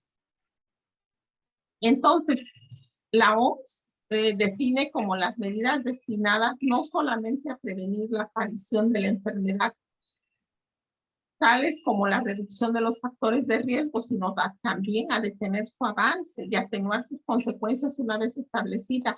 ¿Por qué la OMS está tan preocupada? Pues porque es una enfermedad catastrófica, ¿no? Tiene un impacto social y un impacto a nivel familiar grave, ¿sí? Que pone en riesgo no nada más la estabilidad del paciente, sino de todo su entorno y principalmente su familia. Y estas son las áreas de intervención de la prevención. En la prevención primaria, lo que se debe de hacer es eliminar los factores de riesgo. Si el paciente es diabético, acuérdense que se apegue a su tratamiento, que se haga su hemoglobina glucosilada, que elimine la carne, elimine los refrescos, los carbohidratos, etc. Que tenga principalmente un apego a sus medicamentos. Pero si este paciente ya está en una prevención secundaria, entonces hay que hacer una detección precoz y darle el tratamiento oportuno. Y la prevención terciaria nos habla para disminuir las complicaciones, que no vaya a la terapia de reemplazo, a lo que la retrase lo más que puede. ¿Y cómo la va a retrasar? Apegándose a su dieta. Y explico aquí, en la prevención primaria está orientada a la eliminación de riesgos en un individuo sano o aparentemente sano que esté expuesto a padecer enfermedad renal. Y esto se basa en el control de los factores de riesgo, tales como son la hipertensión y la diabetes. Se debe educar a la población en general, a la población en riesgo y a los profesionales de salud en las medidas de prevención y en los determinantes que propician la aparición o la progresión de la enfermedad. ¿Por qué habla de los profesionales de la salud? Porque tristemente, si nosotros, la mayoría de los que estamos dedicados o que somos enfermeras, enfermeros, médicos, tienen diabetes, son hipertensos. ¿Qué pasó ahora con la pandemia? ¿Sí se dieron cuenta qué pasó? ¿Quién me quiere decir qué pasó con los profesionales de la salud durante la pandemia? A ver, Amairani, ¿qué pasó? Bueno, en primera, pues resultó que muchos tenían enfermedades, ¿no? Como diabetes e hipertensión. Aunado a eso, o previo a eso, ya se tenía desde antes una obesidad o un sobrepeso. Entonces, durante la pandemia, pues mucho personal se tuvo que ir de resguardo y solamente quedó, ahora sí, por así decirlo, el personal que entre comillas no tenía ninguna enfermedad. Digo entre comillas porque habían quienes resultaron que al momento o les identificaron algún tipo de enfermedad, ¿no? Como tal. Sí, eso es lo que pasó. Y muchos no lo sabían, ¿eh? Sino hasta ese momento que se fueron a hacer estudios, o muchos, no sé por qué tenían pena de decirlo, y hasta en ese momento se supo que los compañeros, y hagan de cuenta que decían compañeros 50 o 60, tienen diabetes, tienen hipertensión. Nosotros, pero ¿por qué creen ustedes? Por ejemplo, el personal que está en el nocturno. Hace poco el maestro Enrique dio un tema muy bonito que se trató de eso, de cómo te cuidas tu personal de salud, ¿no? Y cómo nos cuidamos. Por ejemplo, en la noche, ahí ven que van desfilando las cocas, los gancitos, en el nocturno, o un Red Bull, un Gatorade, ¿sí? En la mañana, ¿qué es lo que hacemos? Vamos con nuestra bolsa de pan, de tamales, nuestro champurrado, nuestro atole calientito, rico, no los comemos, ¿no? Y al mediodía pedimos pizza, pedimos pollo empanizado, pedimos otra Coca-Cola, ¿sí? Eso es lo que hace el personal de salud. Por eso es que en la prevención primaria también entramos los profesionales de salud para que nos cuidemos. Porque imagínense ustedes, ¿Qué credibilidad puede tener una persona que tenga un grado de obesidad terrible y que esté con su coca a un lado y una torta rica, así que se le esté comiendo y que esté hablando, ¿no? De todo esto? O sea, sí tenemos que cuidar esa parte. Y ustedes que están muy jovencitos, bueno, a sus excepciones, pero que todavía ustedes pueden marcar la diferencia en este paradigma que últimamente estamos viviendo. Ustedes son los que tienen que quitar esta historia de seguir con todos estos alimentos que no nos van a ayudar en nada, ¿no? Entonces, por eso es que habla de los profesionales. Ahora, estas son las medidas de prevención de las que nos hablan. Favorecer la actividad física moderada periódica en condiciones ambientales favorables previa valoración del profesional. Por ejemplo, si una persona es diabética, pues que primero esté controlada, sí, que no tenga otras comorbilidades cardiovasculares, por ejemplo, que vaya a hacer ejercicio, así va a mejorar. Evitar el alcohol, evitar el tabaco, evitar el uso de antiinflamatorios, que son AINES en su mayoría y antiácidos efervescentes, como el ácido acetil salicílico sin control médico, especialmente en personas que ya tienen factores de riesgo.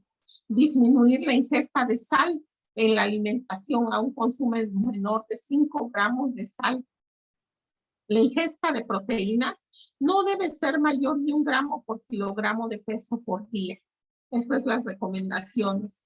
Evitar el exceso de azúcar y dulces en la alimentación. Reducir el consumo de grasas, en especial las grasas saturadas.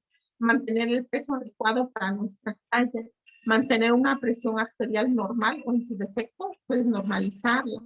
Mantener nivel de glucemia normal o en su defecto normalizarlo. Si ya somos diabéticos, pues estar controlados nada más, ¿no?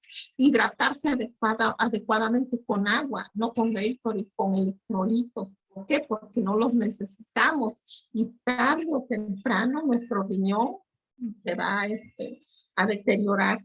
Evitar la exposición a condiciones ambientales de calor extremo, con o sin altura húmeda, relativas, sean prolongadas o no, ya sean recreativas, deportivas o laborales. Por ejemplo, las personas que se dedican a la construcción, los cañeros, en las partes de Veracruz, donde hay ingenios, hay mucha enfermedad renal crónica. ¿Por qué? Pues porque los pacientes están expuestos o la gente está expuesta al sol y no se hidrata adecuadamente, ¿no? La gente que viene de Estados Unidos viene a las terapias, a la hemodiálisis, a la diálisis, a hemodiálisis principalmente, porque esa gente toma mucho Gatorade, toma mucho Red Bull, toma muchísimo refresco, come pura comida chatarra, ¿no? Entonces, eso es lo que ocasiona que se deteriore más rápido, y más si son diabéticos o hipertensos. Entonces, la prevención secundaria, esto que vimos, se basa el plan del modelo para una prevención primaria.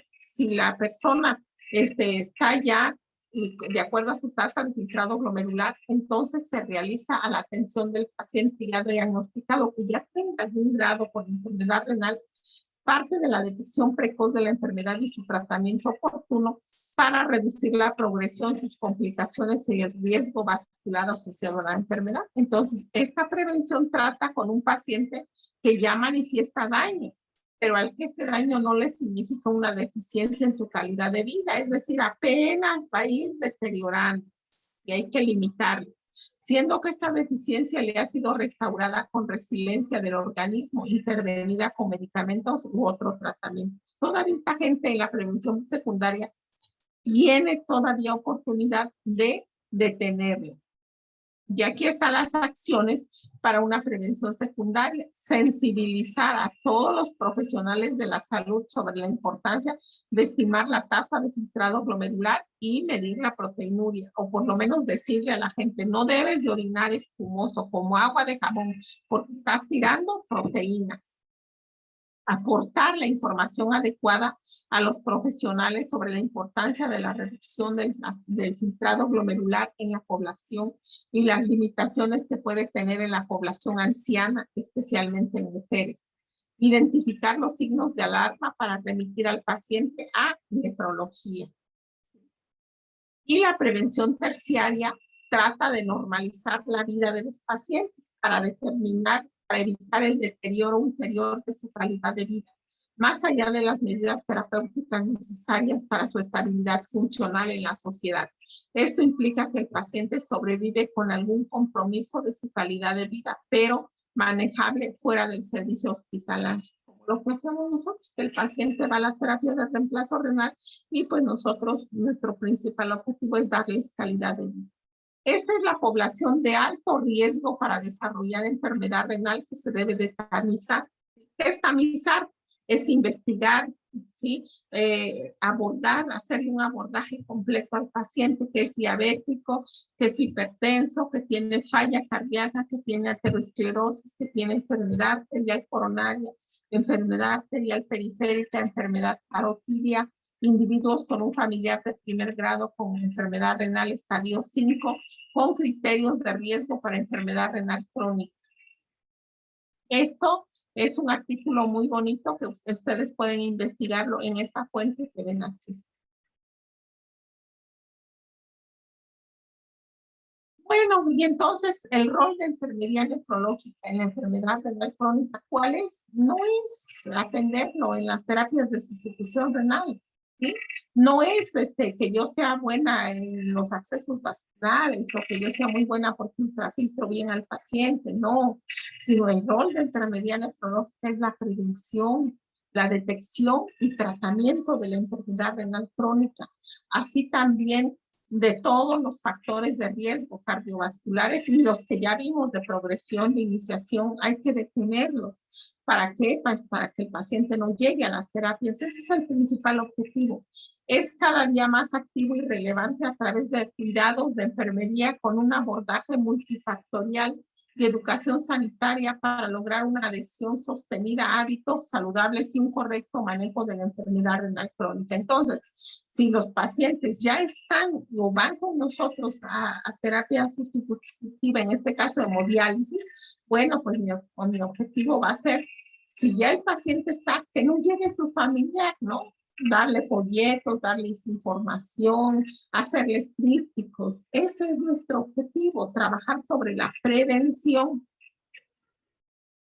y contribuir a la mejora de la calidad de la prestación de los servicios y de la práctica de enfermería en salud renal, garantizando un proceso de asistencia integral con una visión holística de alto valor humano para nosotros.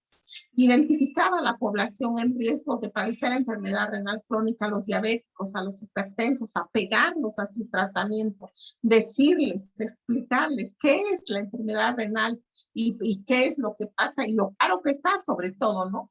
Explicar conceptos instrumentales a la detección, evaluación y manejo del paciente con enfermedad renal en el nivel primario de atención. Reducir mediante intervenciones apropiadas y oportunas la progresión de la enfermedad renal y sus complicaciones asociadas, principalmente cardiovasculares. Mejorar la sobrevida y calidad de vida de los pacientes con enfermedad renal. O sea, no hasta que lleguen a la terapia sustitutiva, sino en la prediálisis, detener lo más que podamos la progresión.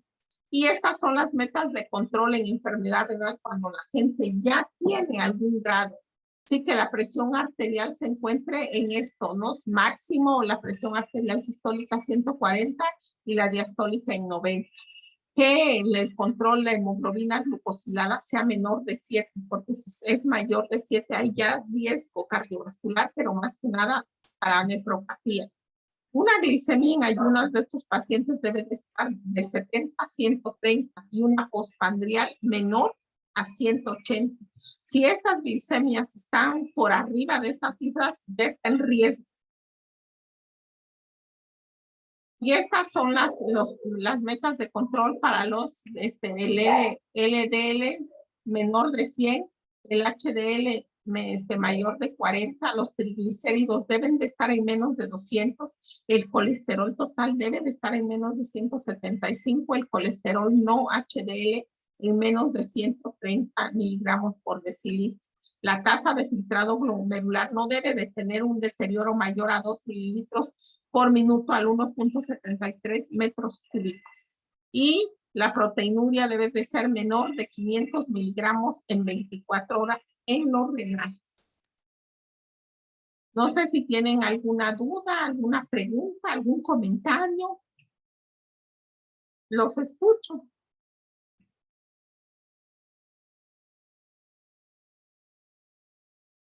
Carmen, Cielo, Elisa, ¿alguna pregunta, algún comentario, algo no le entendieron?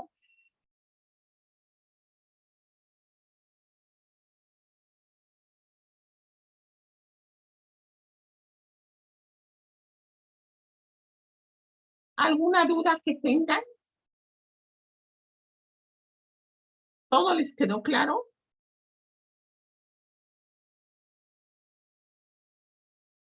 ¿No? ¿Nadie?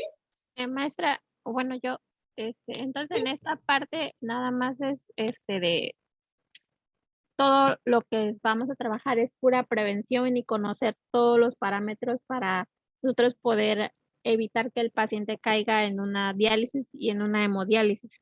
Así es.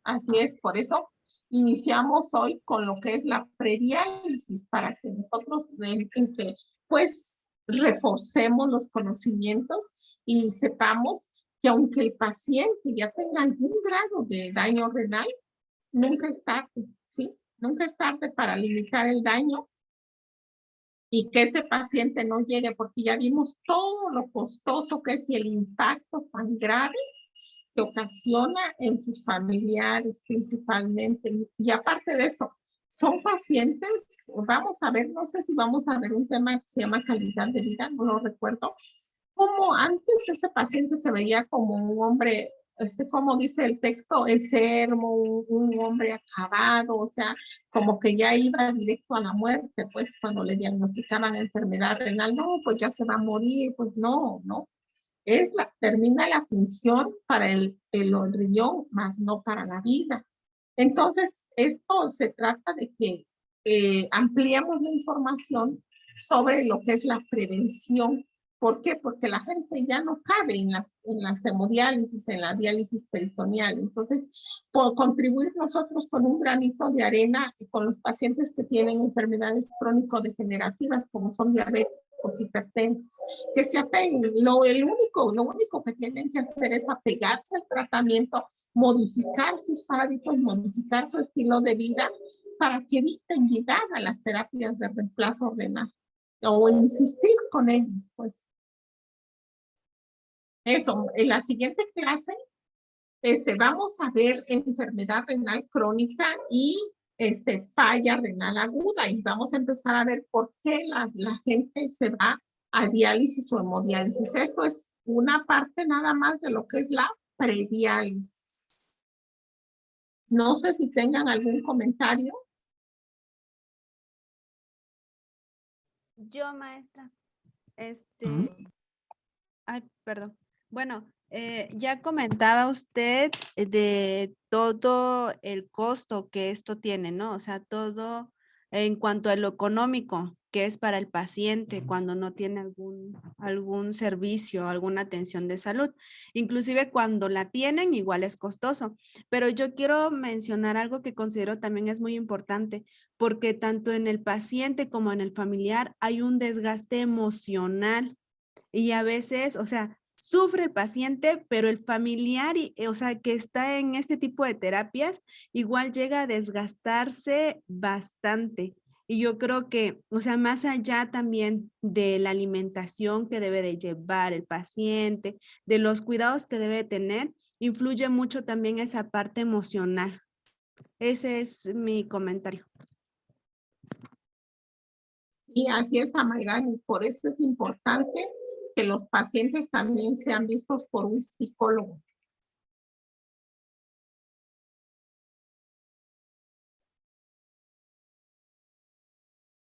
Porque muchas veces influye, recuerden que la enfermedad tiene un proceso, toda enfermedad tiene un proceso. Primero es un duelo, viene una resignación, antes de la resignación viene un enojo, ¿por qué a mí? ¿Por qué me pasó esto? ¿Por qué no le pasó a ella, no? Si ella también está gorda, si ella también come carne, ¿y por qué a mí me pasó? Y hay pacientes que no pasan de esa fase, ¿sí? Hay pacientes que, sobre todo los que están en diálisis peritoneal, la viven. O nosotros cuando estamos capacitando a los pacientes, el paciente no te hace caso, pero no es porque no te quiera prestar atención, sino porque el paciente está pensando, ¿cómo voy ahora a hacer con mi familia? ¿Cómo voy a comprar mis bolsas? O este horario que me están dando en hemodiálisis me va a afectar, ¿no?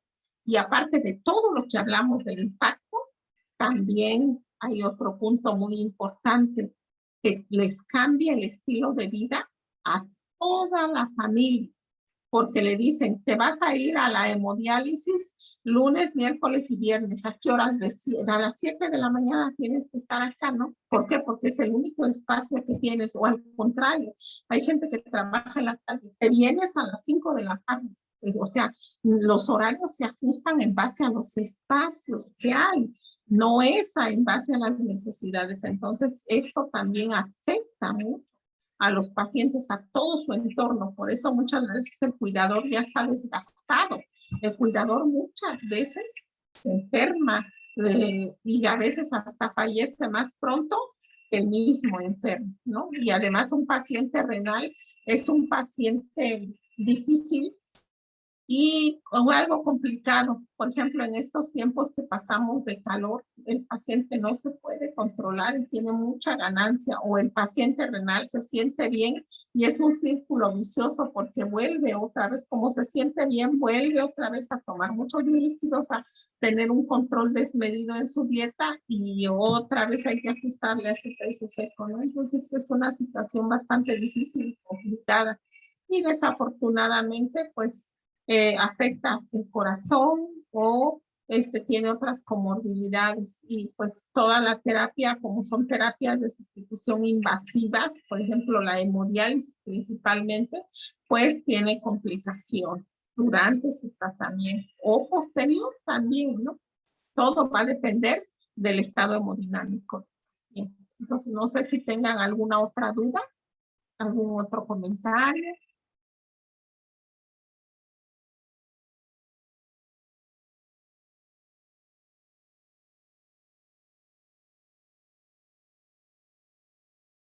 ¿No? ¿Todo quedó claro?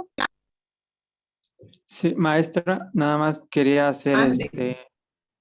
algún comentario sobre enfermería nefrológica, que no solo está en las terapias de sustitución renal, sino también que podemos hacer mucho, por ejemplo, estando en los centros de salud, en el primer contacto con el paciente, como usted lo mencionaba en las pesquisas, en el tamizaje también, detectando a tiempo la hipertensión, la diabetes. No solo es estar en las terapias de diálisis o hemodiálisis, sino también estar en la prevención. Y también podemos trabajar, por ejemplo, con los familiares, porque como usted lo mencionaba, a veces el familiar llega más acabado que el mismo paciente. También podemos trabajar con ello.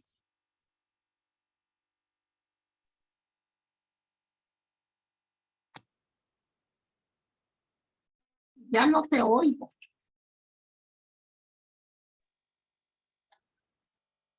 ¿Me escucha?